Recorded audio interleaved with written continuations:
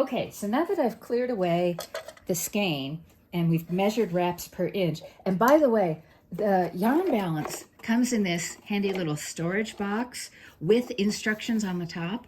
I just keep my wraps per inch. This is an extra one. I've got gazillions of them because I kind of collect them. I just keep this in the box with the yarn balance so that I'm not looking for it crazily every time I try to do this. All right, so let me check the sight lines. All right, here we go.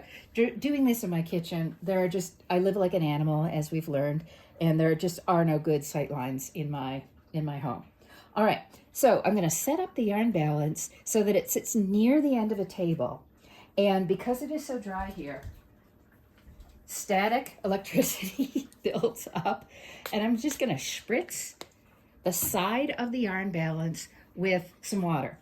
And then you put this little arm so that it fits in the tiny notches in the yarn balance case. And then you lay your sample of yarn over it. Let's try and turn this so it's easy to see. Okay, and you see that because the weight of this yarn is so heavy, it's just laying at the bottom of its arc.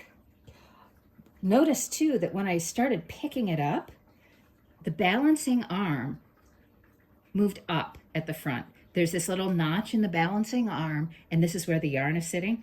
So this gives me an idea of where to start snipping.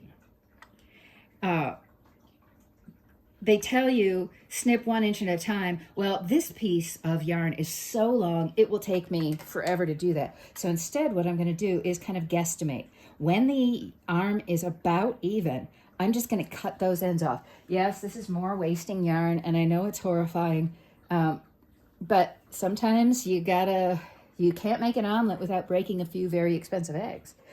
All right, so it's still at the bottom now, but now I'm much closer to the target length. And I'm just now gonna snip off about 1 inch at a time. Unless I decide, wow, this is taking forever. So I'm just gonna snip off a longer piece.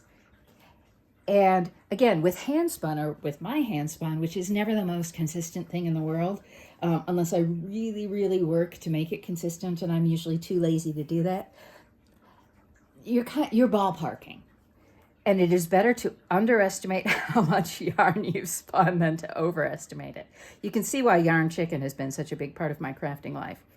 Okay, and we're getting close now, because you can see that the balancing arm, the notch end, is not touching the bottom of the big notch in the yarn balance box. And we're getting close. And I think one more snip's gonna do it. You can also, if you see a great big slub in your Handspun sample that you're measuring, and you know that that's not representative. In other words, you weren't meaning to spin thick and thick yarn. It was just kind of one of those momentary lapses.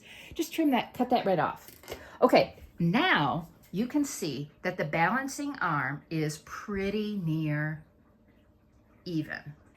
And in fact, I overcut a little bit, but that's okay because, again, this isn't rocket surgery. It doesn't have to be completely precise. Ballpark is gonna do just fine. Okay, so I have now got a sample that is a little bit shorter than what I actually need, but when I measure it, you'll see how I'm gonna compensate for that.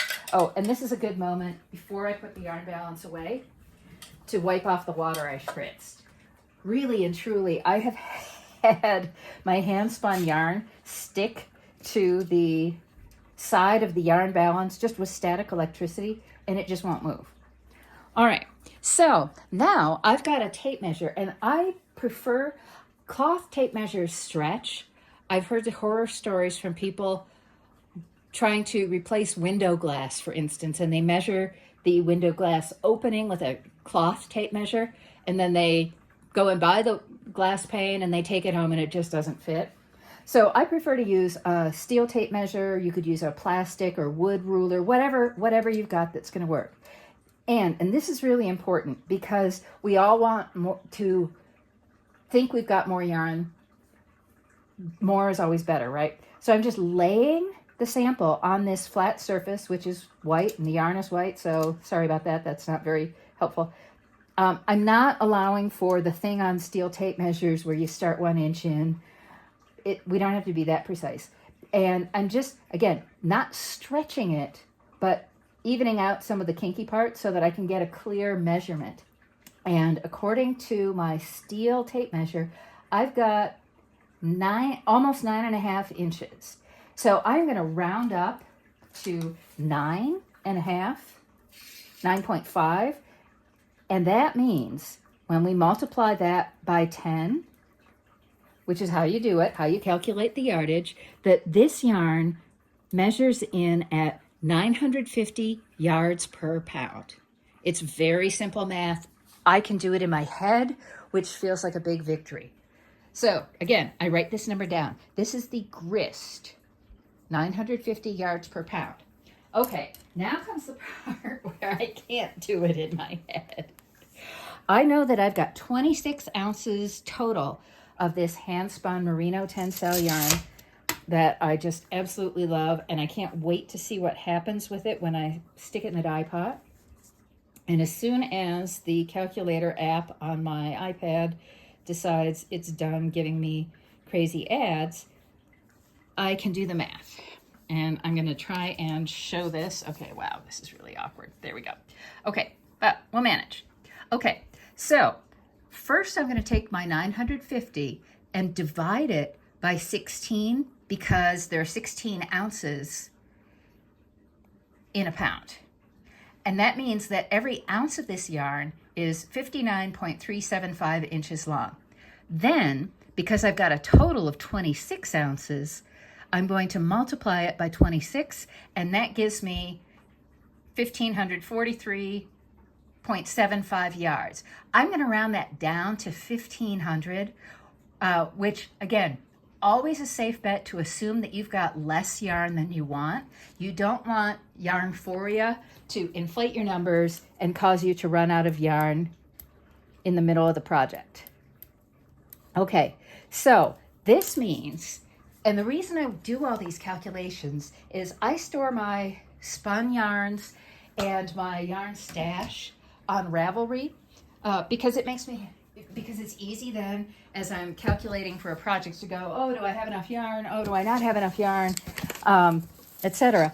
And part of this yarn reorg project involves, involves making sure that all my yarn is properly cataloged. It all has a name, it all has a yardage, it all has a size, it all has a photo. Because without that information, I have so much yarn that I could be guessing for forever. So now that I have got a measurement on my yarn, I can add that to its Ravelry page.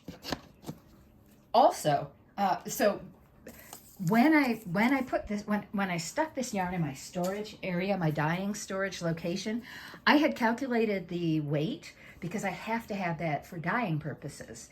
I need to know the weight of goods, the WOG, to properly calculate how much dye solution I'll need. But for whatever reason, I didn't go through these other steps to figure out the yardage. And now that I know I've got 1,500 yards, I know that I could almost certainly get a sweater-sized project out of this Handspun yarn. So this 20 minutes it took me, 15 minutes, is going to save me a lot of wondering and worrying down the line. Typically, I will put together, I don't know, let's say 5, 6, maybe 10 skeins of Handspun at a time, and I can throw in their mystery yarn too if I want it. This process with the balance works beautifully when you don't know how much you've got of a mystery yarn. It doesn't tell you what the yarn is, but it tells you how much of it you've got. So I'll put together maybe 5, 10 skeins of Handspun, and then I will just take an hour on a weekend, set up all these areas for measuring and working, etc. And then I will just document stuff. And I will write it on these little tags, which I can then attach to the skein or skeins. These wires are long enough to go through the securing ties on multiple skeins. And then it's not a mystery anymore. So now I've got this lovely box of 26 ounces of merino tencel handspun yarn. And when I dye a sample, I also had a tiny sample that I've already swatched on my knitting needles. That I'm actually going to use to test out the dyeing before I commit all this yarn to it. Yeah, you can almost always over dye a dye project that didn't work out well unless you started with a really dark color. But I would rather it's kind of like sitting down and doing a whole bunch of swatch knitting one evening, which is something I also do because I find it fun. I might just decide that a particular day in the dye studio is just going to be a testing day. And so I'll get mini skeins. And in fact, I have bought mini skeins of commercial yarns, or I make mini skeins of my handspun yarns. And then I mix up a couple of dye bath colors and I just try stuff out and see how it looks. So that is fun and interesting. And this is how you can determine how much yarn you've got when you lose the tag or you've got a partial skein or a partial ball or whatever.